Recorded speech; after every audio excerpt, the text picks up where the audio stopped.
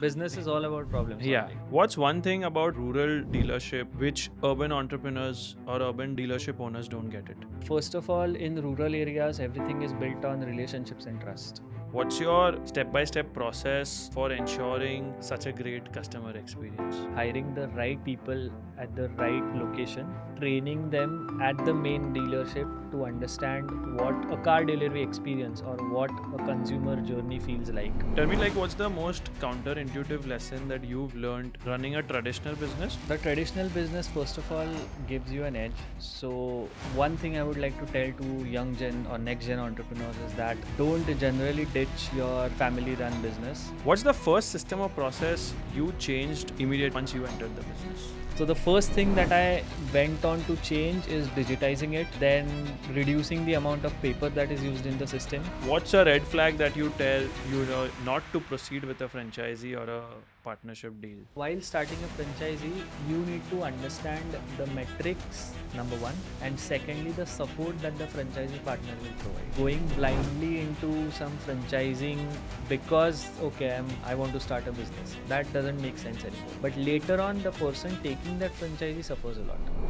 Today, on the show, we have Aditya Joshi, a second generation entrepreneur who took over his family's dealership business and turned it into a multi location growth machine across rural and semi urban India. From scaling Jagrut Motors across districts to launching new hospitality ventures, Aditya's approach blends old school operational depth with new age strategy.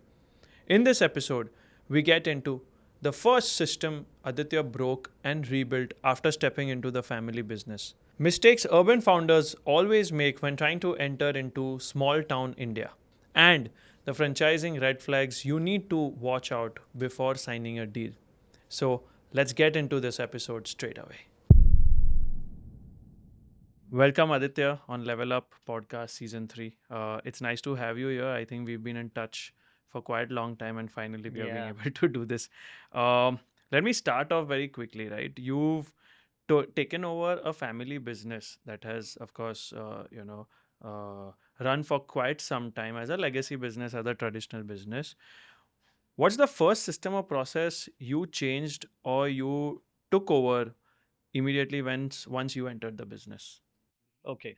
So, considering my family business, it is actually multiple businesses or business units under one roof. Okay. Because if you see, there's the customer journey starts at lead gen, that is inquiry, and it flows through literally everything from sales, then there's insurance, accessories, there's spare, service, everything.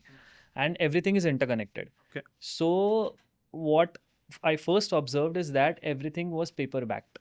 The systems were paper oriented, Excel sheets, Google sheets, everything was there, and the filing system. So that after a point becomes a mess. And so the first thing that I went on to change is digitizing it, then reducing the amount of paper that is used in the system, and trying to understand what flow would it go in so that the systems would be minimized to a bare minimum. Okay. So I'll give you an example. Yeah. Just let's take the HR system. For Okay. example, we have 450 plus employees in our organization as of now. And it is literally from a car mechanic who services your car to the general manager who handles literally everything. And their education levels are different. The backgrounds they come from are different. So in that case, we need to understand how can each employee be managed without using a piece of a paper, but digitally. Now that was a challenge. So now we have set up such a system, the HR system, which is a hybrid model. So I have reduced down the paper usage. Okay. And we have enabled a tech system which helps in, let's say, geotagging, thumb impression, and leave attendance, everything, so that the car mechanic who is not that educated can manage it, as well as the GM can have a control on it. So these are the systems and processes I mainly had to look into. Okay. How open was your father for these kind of changes? Because of course it would be little difficult to explain to that generation of an entrepreneur. So how Yeah, did yes. you So in that case, my father was not very open, but I had to put a case in front of him that okay, these are the advantages. Like we pitched to an investor. So that was the situation. You can say I had to pitch it to him that this is what the advantages are. How will the employees benefit? How will the organization benefit from that? And he was a bit skeptical about reducing that the filing system, because see, the older generations, they have raised this business as their child, and transforming or changing a system entirely is very difficult for them. So I tell young generations that you don't have to change the system altogether, you need to redefine or transform it, so that they are convinced that okay, they are just changing maybe 30 to 40% of the part, but the base will remain the same. And once they are fine with it, you can go ahead. So that's what the case I had to put in front of And my this is one parents. of a very important learnings, because in today's time, I believe there are so many, youngsters who are having their fathers or their grandfathers or their uncle's business, which they don't want to join. They don't mind doing a job, but they don't want to join their father's business, purely because of the reason that there would be a generational gap. And if they want to do something, their fathers would not allow them to do. Right. And just to have that communication with your father as a founder or a promoter, and for father with his son, of course, there are many people who would want to dominate their son, or to show that okay, I am the boss here, Right, etc. right. So It all those kind happens. of things happen, and that is why this episode is going to be a very big learning, that how a second generation entrepreneur can take over from the first generation and from their fathers or their grandfathers, Right, etc. right. That is one of the key learnings that I want to bring out from this show.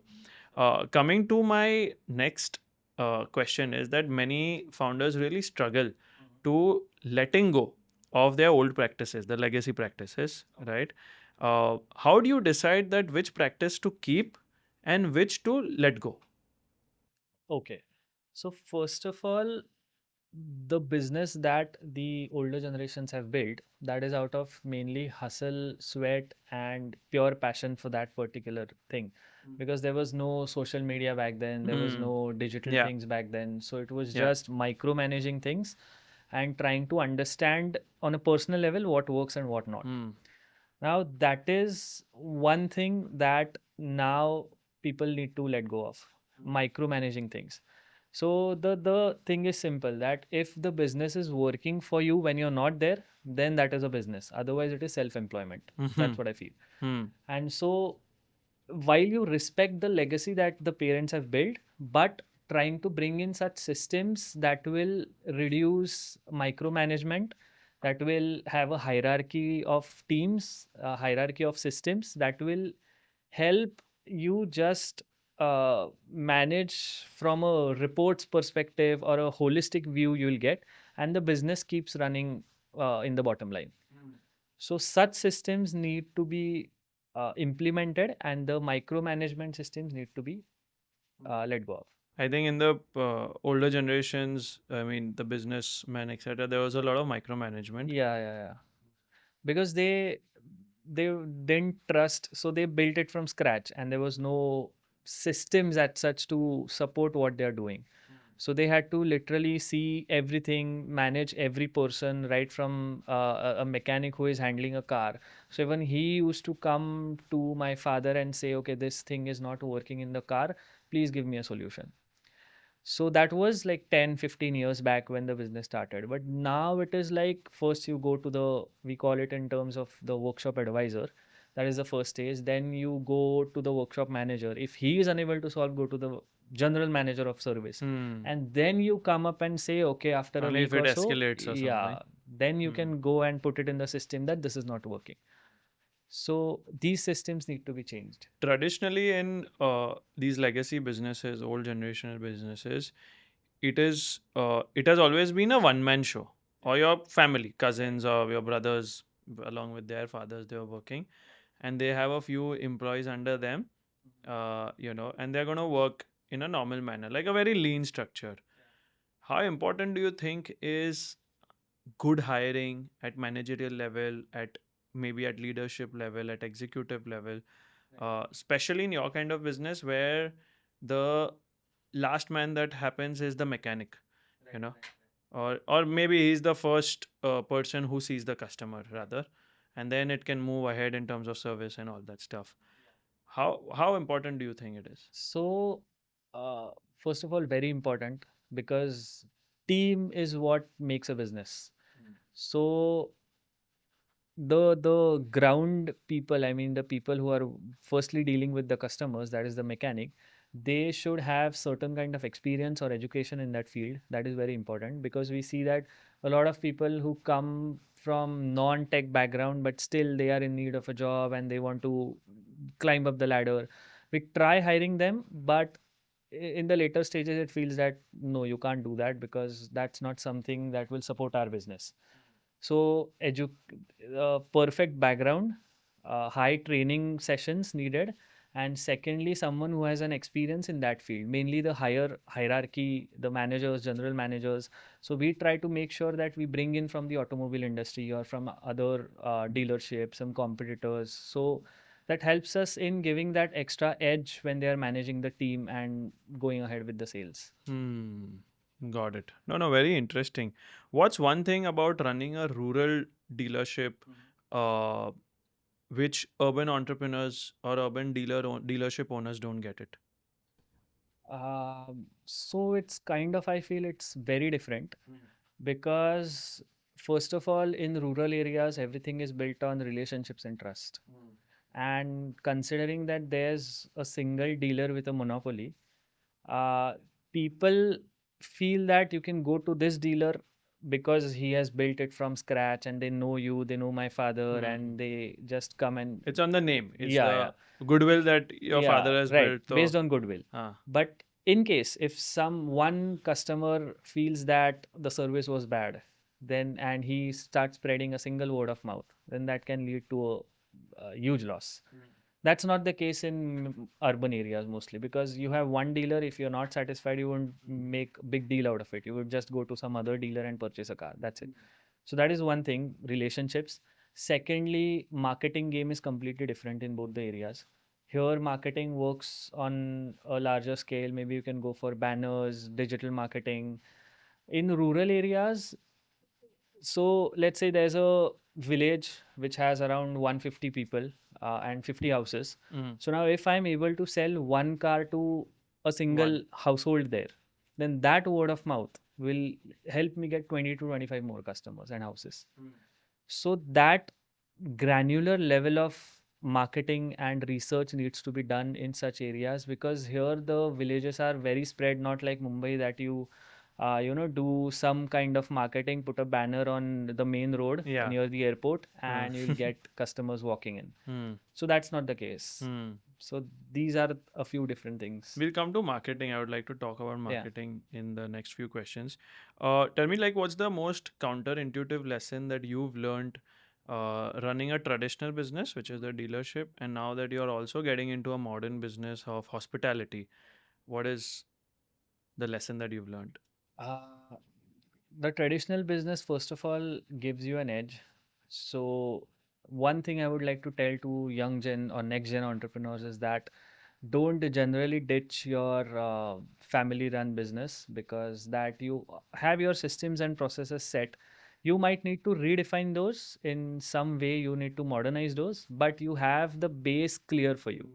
And building on to something that is already there is makes a lot of difference. Correct. That I realize when I'm starting something of my own versus what I have already. So that is one main thing. Secondly, you learn from what you already have and then you can implement it into what you are building new. Otherwise, if you go into it without any background or experience, you need to start really, really hard. And then scaling things, managing funding becomes a hassle.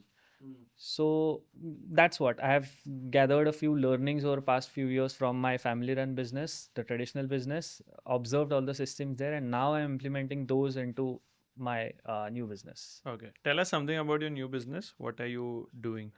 So it's a hospitality company wherein I'm building a few properties, which out of which first is already live. It's a city hotel in Ratnagiri because the tourism in Ratnagiri is kind of booming now. Although the Goan crowd is shifting towards the other beach Parts. side, Yeah. yeah. Yeah.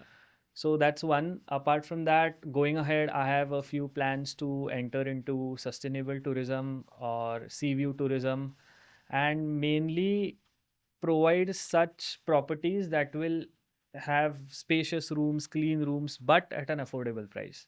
So that common people who have limited disposable income, they can try to experience everything. So that's the main goal here. Nice. Got it.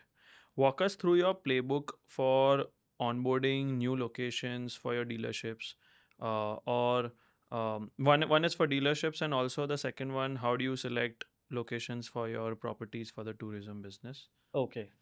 So firstly, for the dealerships, it's a discussion between us as the dealers and the OEM. OEM is the company. Hmm. So we come to a common ground wherein we both of us do a certain research that the number of cars which are being sold already. Because the thing is, if there's no dealer or no dealership in that region, but still people are buying cars from somewhere at least. So we get that RTO data, how many cars are getting registered in that region. If that is upwards of some certain potential of the region, then the OEMs decide that okay, there needs to be a dealership. That is the first thing. Second thing, we observe competition. If X company is selling more cars there, now we need to penetrate into that region. We need to capture that area so that at least we have an equivalent market share of what we have in the region or India, basically. So that is the second thing. And third thing is, how far is the territory from our main dealership in managing things? Because one main dealership manages the entire network. Okay. So it's So like a we, master franchise yeah, and other sub franchises right, that are right, there. right. Okay. So everything. So we need to send cars from the main franchisee to the outlets. We call it outlets. Then there has to be the insurance calling. Everything happens from the main. So in that case, we decide what is our region, what is our territory, how far is it, what is the competition, and what would be the potential. Hmm. So that goes for the dealership level. And coming to the hospitality part, first of all, the tourism footfall. So as I observed in Ratnagiri, it's increasing. It's booming like crazy as of now. Secondly, I observe the competition in that area. So let's say where the location where I'm going for, the nearby localities have certain resorts which are going literally full every weekend. Wow.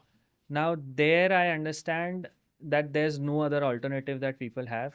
Those are And only there, yeah, limited resorts. right, I can at least tap into their market share so that I have at least 50 to 60% occupancy filled. So those are the main two things. And the third main important thing in this case is the capex, Hmm. because that's huge in hospitality. And even if I find that okay, in the metros there's a potential, but I need to understand how far can I go, how much capex can I arrange to get into this. So yeah, the funding part. Hmm. Interesting. How do you maintain uh, quality customer experience in your dealership across so many outlets? You have 10 outlets, especially in the rural markets. So main first is a good team. That is, we have a quality manager who manages everything related to the deliveries, car checks, quality checks, everything. Then now what has happened is the change that has happened with respect to early days is that people are now looking out for experiences. They don't see a car as a car or even phone as just a product. They want experience around it. So basically, the car delivery experience, the moment or the video of that, and the gifts that you get or the hampers that we give. So all these things matter a lot to people now. And even on that, the competitors are compared. Okay, this dealership gives me these hampers or this joyous celebration. The other dealership doesn't give it. So How based many on that, add-ons also you have, right? You yeah, have other add-ons in yeah, terms of yeah, yeah. equipments for the car. Yes, right. Hmm.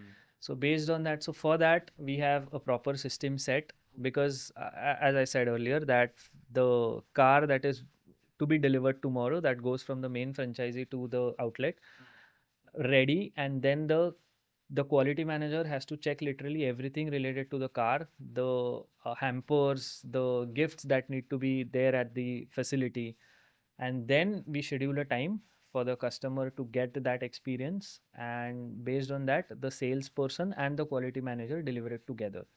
Wow. So this is what we need to do in terms of delivery, and considering the overall experience, it starts at the lead stage itself, because when the customer walks in, we have to show him the visuals of the car in all the ways possible.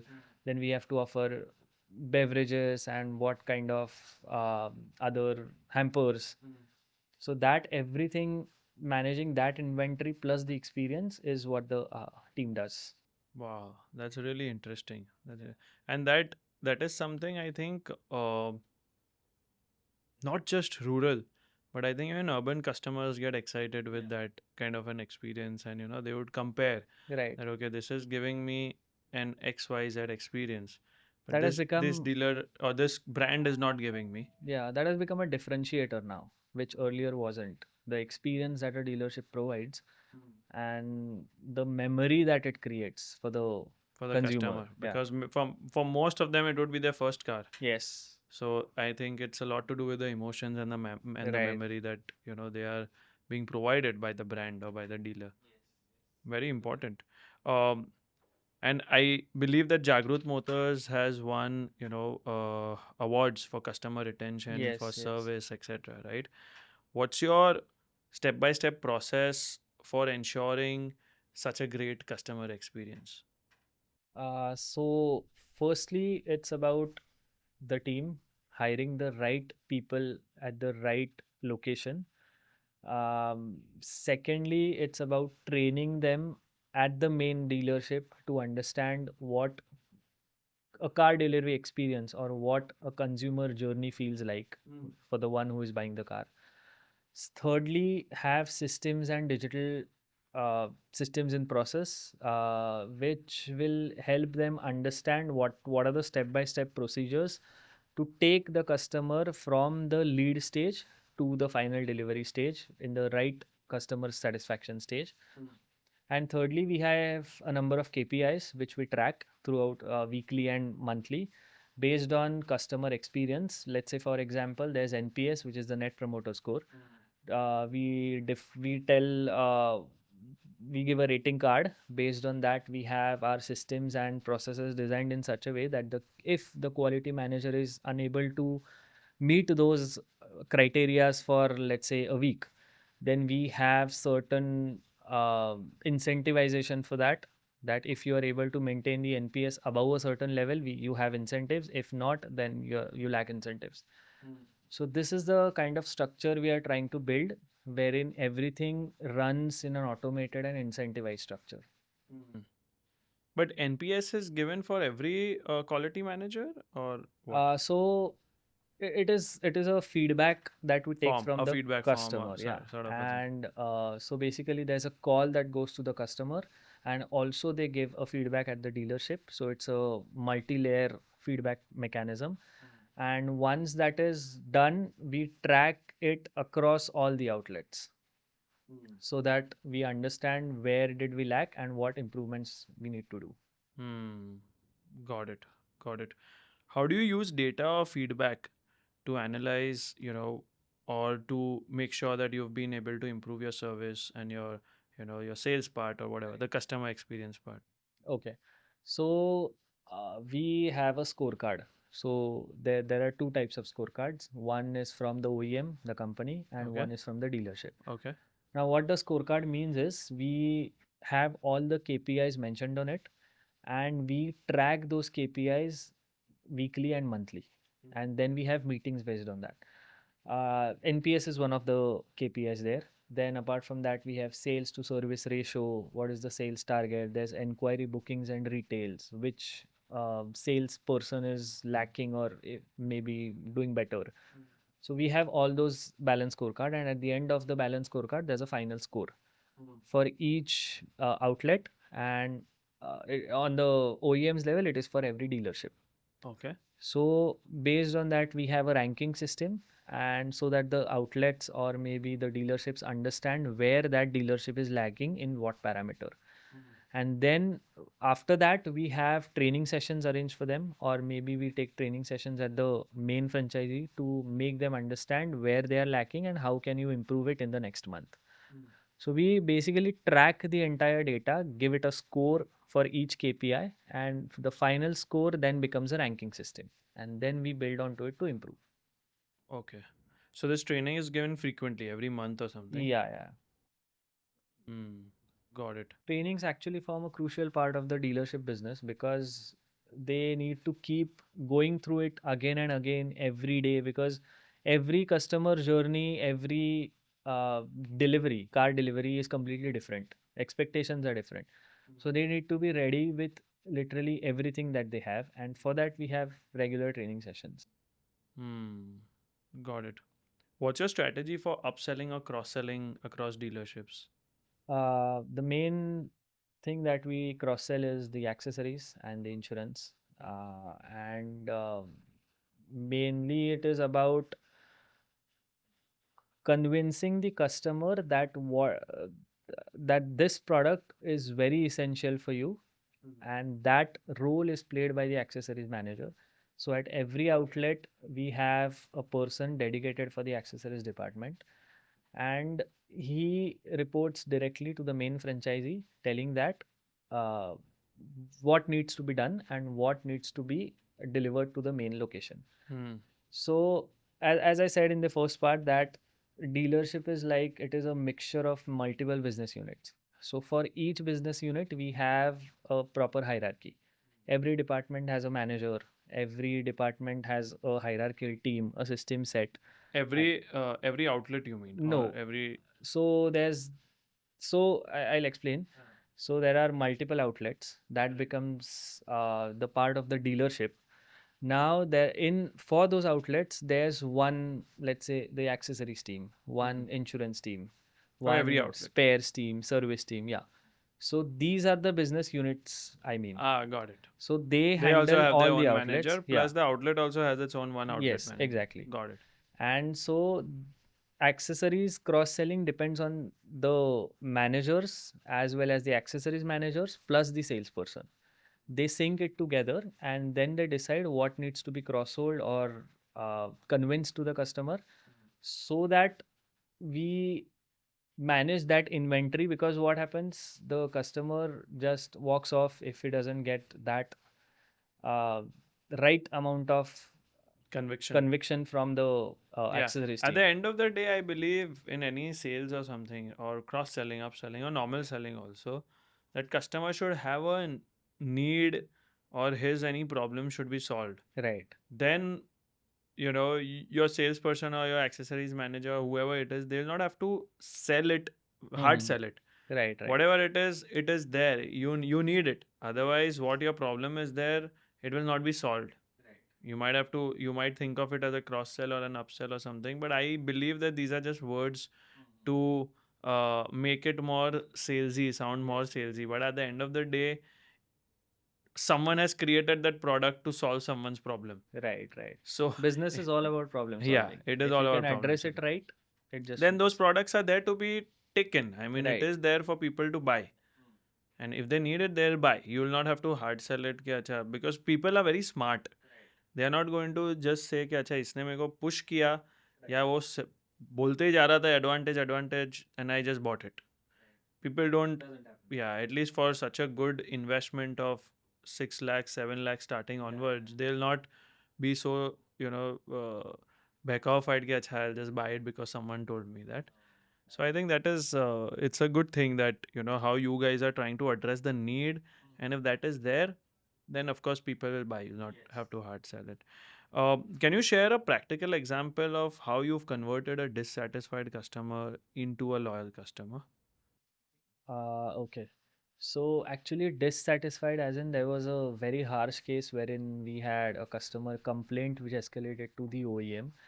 The reason was not that hard, but yeah, the customer wasn't convinced because now the expectations that the customers have are beyond limits sometimes. So, but we don't have an option. We have to Address address them. those.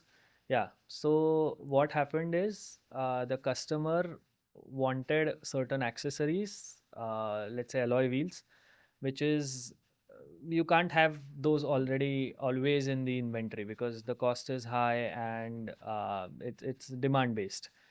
So the customer was told that we'll be giving it to you in like 10 days, 15 days time. You can take the car, but he wasn't really Convinced. convinced, and we had to tackle it in a very different way. So now, and the main thing is that he knew my father, the way he built business. So that's what comes again, relationships. Relation. So he thought that okay, hey, ये तो कर लेंगे, मेरे लिए तो कर लेंगे. So that's what. But that's not always the case because the business sometimes has those processes to follow. You can't just override the process and just give it to somebody, Just right? Yeah.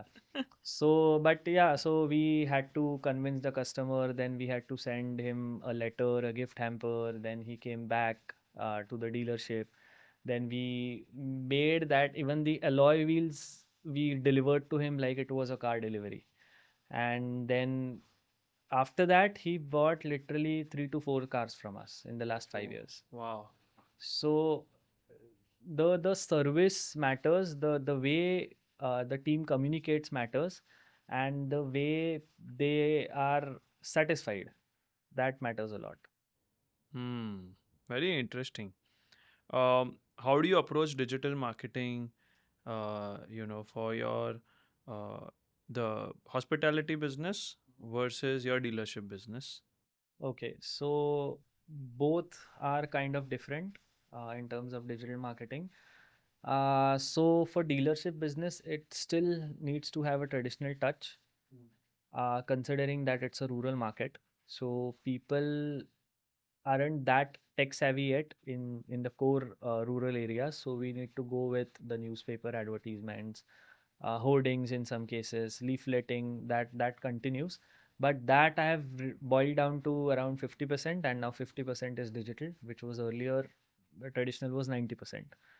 So I make it a mix of both. And considering digital marketing, we go for reels or maybe get influencers on board, and some car wale, car dekho, these guys are helping a lot. And for hospitality, it's mainly purely digital Purely digital. because newspaper ads and everything doesn't work. And digitally, as in, I have to uh, bring in some travel influencers, content creators who will be visiting my property, mainly from Mumbai, Pune, because it's in Maharashtra. So I have to target these locations, and of course, meta ads. Hmm.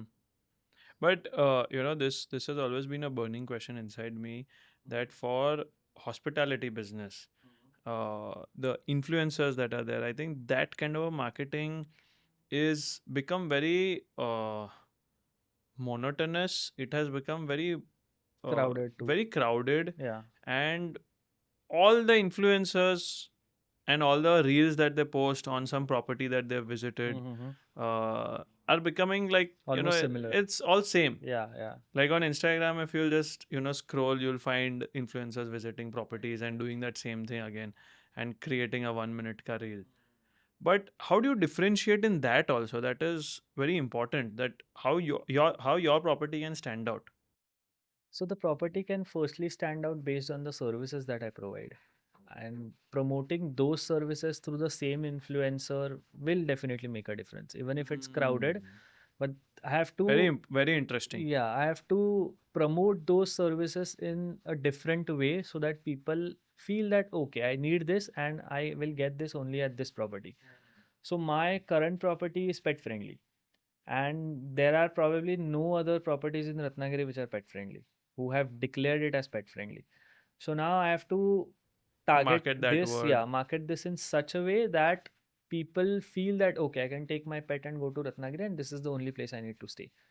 Even though the influencers are same, I can market it in some other way or market it maybe to the potential customers that I have. And secondly, it's about running ads and targeting the right consumer at the right time. People, what people do is they hire the same influencers, they bring in same content and it's crowded, but it's not about that content. If it's same, using that content later to run ads and to target those potential customers is what makes a difference. Hmm. Can you explain that little better? How do you make an ad out of a content, and how do you target it in Okay, in a so efficient manner? yeah, so first of all, with travel content creators, we create a travel reel, we post it in collab, that becomes the generic part. Post that, I take that piece of content apart from the reel that is posted, and I use it in meta ads, targeting, let's say, the people who follow Make My Trip, or the people who are frequent travelers. I add those in the demographics, and based on that, I run ads and direct them to WhatsApp so that I get travel Leads. agents talking to me. I get corporates who Interesting. are building, they're building, managing trips for some people. Yeah. So through that, I try to capture them before they get onto some platform to find a hotel. Got it. Got it. What's one underrated marketing tactic for your dealership business and the hospitality business?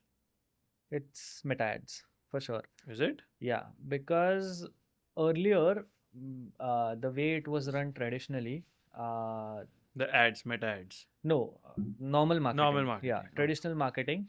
In that, there's hoardings, then there's leafleting, newspaper ads.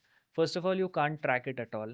The number of views that you got, the number of visitors that came in, the purpose, the source, nothing. That changes a lot when you start running meta ads. Secondly, we literally could see a difference in the leads that were generated once I started using meta ads for the dealership business. And similarly for hospitality, because meta ads gives you a right targeting procedure, which hoardings or leafleting and newspapers don't. Hmm. So that marketing was never done earlier. And then now I have set up a team for that who looks after it, manages it. We have a budget scheduled for that. So that was underrated, which is now making a But lot of don't you sense. think so many other owners, hospitality owners or resort owners, hotel owners, they would be running such ads? They are, but sm- there's a gap. So the small hotel owners, they are not running such ads because they are not in the game. And the big hotel owners or maybe the brands, they ideally don't need to run ads. So there's a gap in between wherein such medium-sized or SME hotels are trying to, attract people to get into their properties. So that pool becomes relatively lesser. Hmm. Okay, got it. Interesting. That's really very interesting.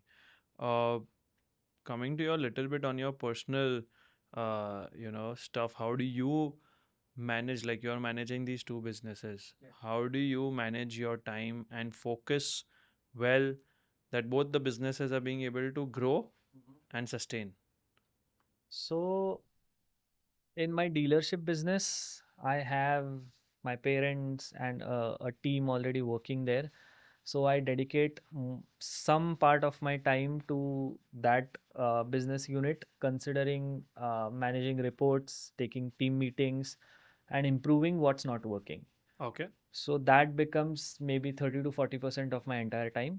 And the remaining time I give on building something new that I'm already doing, because the systems are to be set from scratch. Processes need to be filtered the way I need them to manage. And team building, team meetings, everything that contributes to 60% of the part. Hmm. Got it. Understood. What's the most important lesson you've learned while launching the new hospitality business? Uh, the main lesson is that, first of all, you need to have certain experience in certain industry to make things work. If not, then you need to gather a lot of research and knowledge before you get into something, because if you don't research well, then maybe you it becomes difficult for you later. So research your competitors, research at Google what you're trying to build, and understand what people in your region are doing in that industry. Otherwise, if you blindly fall into that, then that becomes a mess, or maybe it there's a backlash afterwards. So first of all, research quite well. Secondly, gather some knowledge or experience before you fall into starting something of your own completely from scratch, because funding in hospitality is a major cost to get, yeah, capex. And if you're going for such a big uh, expense, then you need to have knowledge, research, and everything sorted for you. So you need to have that experience before you get into it.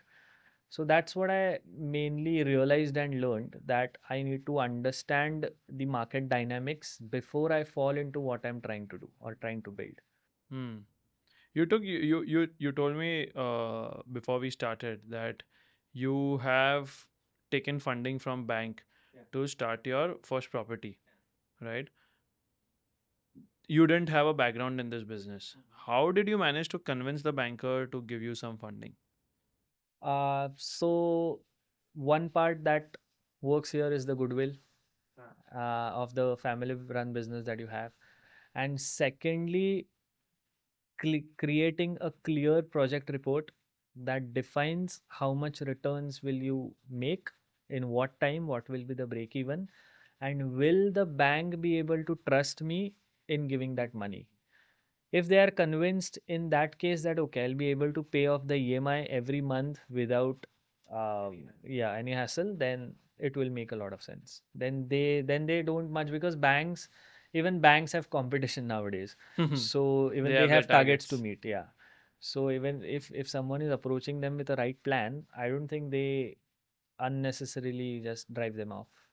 So I used it to my advantage. Yeah. What's a mistake that you have made in the old business as well as the new business, which you would warn founders about? You can warn any new founders who wants to get into a similar business.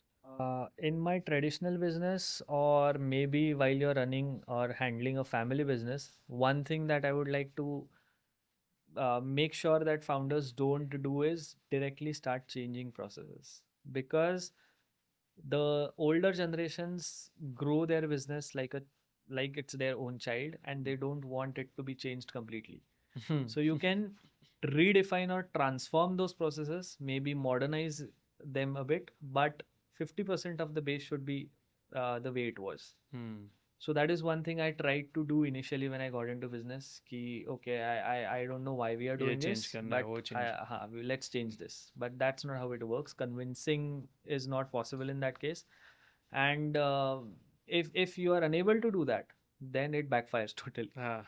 So that's main thing in traditional business that founders need to take care of. And in while starting something new, as I said, research and Google and find what people in your area are doing, what people in your industry are doing. Is it worth giving it a shot? And if yes, are you able to take that risk for the next 5 years?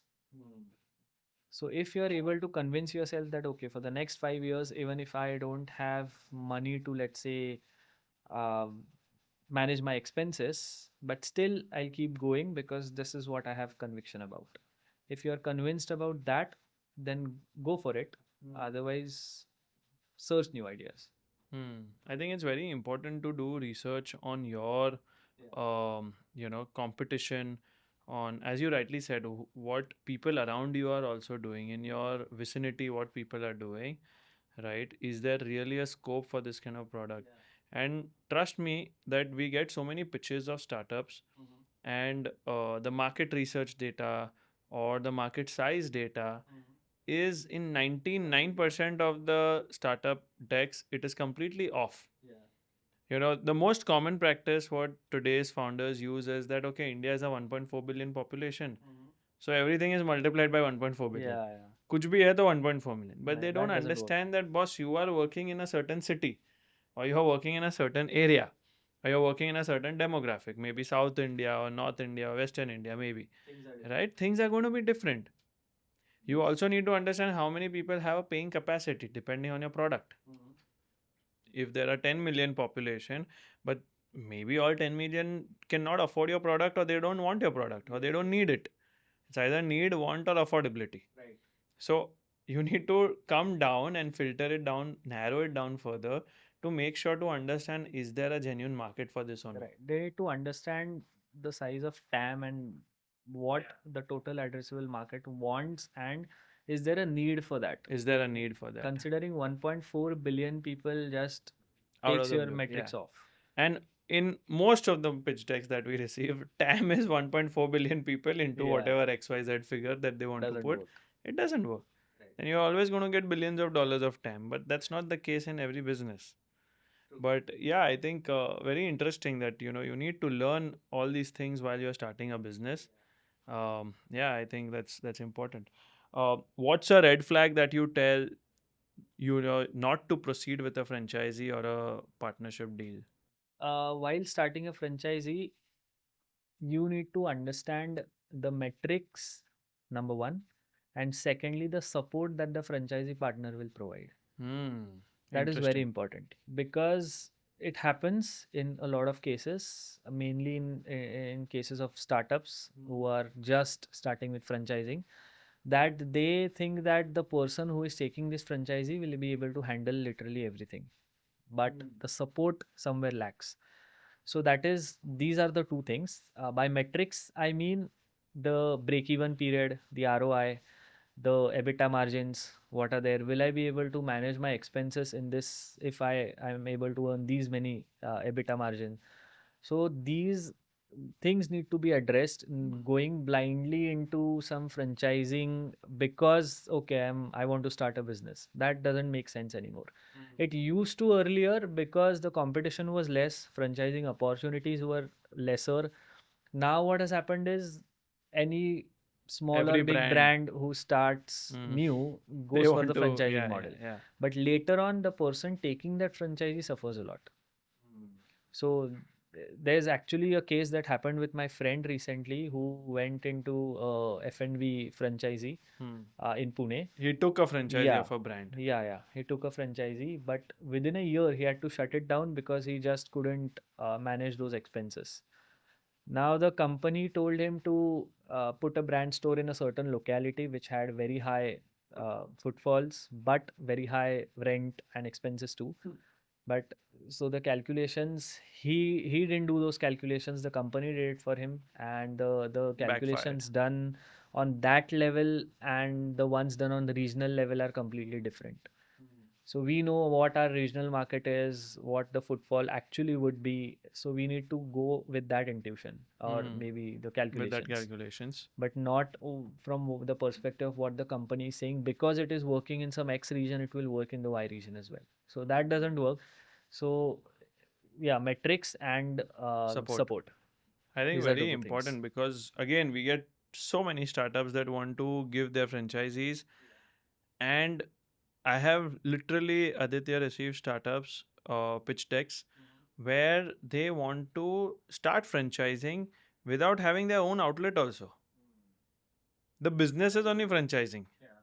So you just say on paper that this is the brand, this is the product, this is the MRP. You straight away take a franchisee in your city. We'll ship you the products, we'll do everything. But where is your brand? Where is your outlet? First of all, there should be some trust that this brand has built something that I can trust, and now I can sell on their brand name. So that doesn't happen. Let's move to the last bit, which is the random rapid fires, right? I'm going to ask you a few questions. Be quick, and uh, first one is Instagram Reels or YouTube Shorts. Your preferred marketing. Instagram Reels, okay. Most overrated content advice you've heard. That post literally every day. Just keep your work aside and post every day because the algorithm will favor you. I don't think that happens. Today only I saw a video from Viraj, or I don't know what's his name, from Ranveer Alabadia's co-founder. Okay. and Monk Monk E Entertain. Yeah, Entertainment. yeah. So he also said the same thing, that don't focus on quantity, focus on quality. Quality. Exactly. But That's a good advice, actually. yeah, but the other part which I was just thinking in my head, which Hmm. was, they do the opposite. Yeah. So True. we don't know, right, what's true. Uh, one rural consumer insight that surprised you. Consumer insight, as in, yeah, the one I said, that if you sell to a single person in a rural community, you literally can boost up the sales more than a tier 2 or tier 3 city. So because that's where the word of mouth kicks in, and because they have high trust among themselves, that if I am able to provide good service in one single household of a village, probably the entire village will buy my brand's car. Wow, nice. Biggest mistake urban founders make when launching in small towns. They try to penetrate, they try to go for similar marketing tactics as the urban Urban areas, areas. because the consumer psychology in rural areas is completely different, and they want relationships and trust built first, and then you pitch them the product. So that is what the consumer insight looks like when you go into the rural market. Because if you take a brand to them, they will first ask, okay, who are you? Where are you from? What do you do? And then they'll ask, what is your product? So they need to have that trust, and that needs to be done through marketing, different kind of marketing. And I believe you can't even pitch the product immediately after just having some conversation or something to them. I believe it's important to You need to have build two, that three strong conversations. trust, Yeah, 2 3 rounds of conversations. right. And when they see you often, when they probably can talk to you more often, I believe then it becomes easier, especially in a big ticket size item like yours, which is a car. um, then it becomes much more easier for them to lay that trust on you, that okay, यहाँ से ये product ले सकते हैं, ये 10 रुपए का नहीं है, ये 10 लाख का है शायद से. So yeah, I think And that's there's important. one more thing, that in rural areas, the craze catches faster. So let's say when Domino's came into one of the rural areas in Ratnagiri, it became one of the highest selling Domino's in Asia in the first few days. And then later on, it was a flat line. So while founders try to find the middle ground, they need to understand that in the first few days, whatever is happening is kind of the craze, because something new has come to the rural market. For the urban market, all the consumers are used to it. Okay, there are these many franchisees, you get everything whatever you want. But in the rural market, that the craze goes up initially, and that's not the main metric. The main part kicks in later. Later on. Got it. Most important trait you look for in a franchisee partner. Metrics. Important trait in a partner, a franchise partner. Franchisee partner, as in you're saying the brand who is giving me a franchisee, right? Yeah. So support and the hierarchy which will help me in that support. So there has to be a proper hierarchy. There's the territory sales manager, then there's a regional manager. So there should be someone I can communicate to freely, tell my problems if it's working or if it's not, and then they address it as quickly as possible. Mm, got it. So that hierarchy needs to be there. Got it. Understood. And last one hidden cost in dealership nobody talks about in a dealership business. Mainly, it's about the infrastructure and renovation part, because in operating expenses, we generally consider the inventory funding or Rentals yeah, rentals. or salaries. Yeah, and the infra part we generally consider just in the beginning, that's the capex. But for dealership business and the OEMs which are based out of India, the German or the Japanese companies, they they are very typical about what they want from a dealership. The infrastructure, it should be this way, that way. One crack on a glass is also not allowed. So all these things need to be addressed maybe every day, and so that is a huge operating cost. Hmm. Got it. Understood. I think brilliant. This was really a good educational understanding of the dealership business and the hospitality business. Got a lot of insight into how you must set your systems, processes, how a second generation or a third generation founder or a promoter can really smoothly take over his family legacy business, right? And transition it into something big rather than just keeping it at the same level by implementing processes, systems. So that was an amazing learning Thank you. to learn. I think very, very interesting conversation. Thanks a lot, Thank Aditya, you. for coming on Level Up. I think means a lot. Thank you And for having me here. yeah, And it was a great talk. And looking forward to maybe something next. next Yeah, season. next season. Thank 100%. you. Thank you. Thanks a lot. Thank you.